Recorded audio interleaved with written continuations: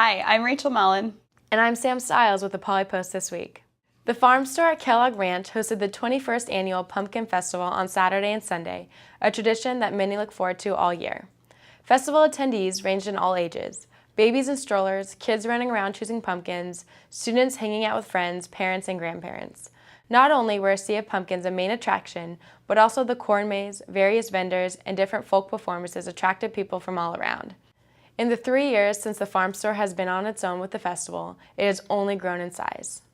On October 15th, the Center for Community Engagement hosted its 9th annual Volunteer Fair at University Park. The event coordinator saw over 30 community organization tables at an event focused on recruiting student volunteers for various charitable works. Check out Ben Pacchini's story in this week's Poly Post.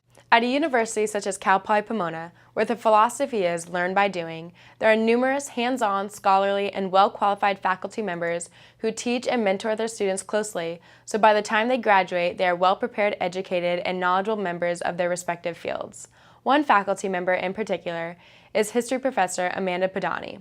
Padani is a professor that puts students first, no matter what class she is teaching. She enjoys guiding her students and hopes every student takes something away from the class. For the full story, check out Zarina Obieda's story in the Poly Post. October is National Domestic Violence Awareness Month, and in honor, Cal Poly Pomona hosted their 3rd annual Domestic Violence Symposium on October 15th. The University Library Alpha Phi Alpha Fraternity Incorporated, Lotus Side Chapter, Alpha Kappa Alpha Sorority Incorporated, Sigma Rho Chapter, and the Violence Prevention and Women's Center all hosted the symposium. Get more of the story in this week's paper. Cal Poly Pomona and the Myers family hosted the 8th annual Matt's Run this past Saturday.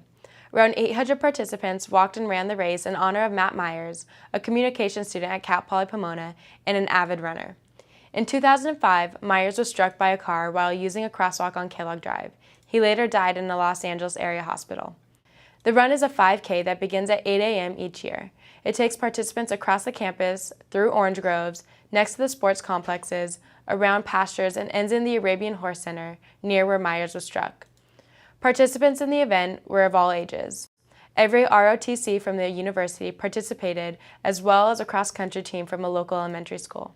Be sure to check out the full story by Sierra Trujillo in this week's edition. Through the university's comprehensive campaign, the school is able to reach out to donors for funding of scholarships and strengthen the school's endowment. When a donor chooses to contribute to an endowment, the donor generally chooses where it is donated to. The endowment has 4 goals to sustain its purpose: to strengthen the university's ability for hands-on learning, prepare students for changing demands of the workplace, increase research and scholarship opportunities, and to enhance the quality of education. To find out more about the comprehensive campaign, read Andrea Jimenez's story in this week's Poly Post. The Cal Poly Pomona women's soccer team fell to Cal State LA Friday night 1-0 and tied UC San Diego 2-2 Sunday afternoon. Friday night, Cal State LA scored early and the Broncos were unable to recover. The Lady Broncos gave a good fight but were unsuccessful in scoring. Sunday afternoon, UCSD took the lead early, but the Broncos responded with a goal shortly after.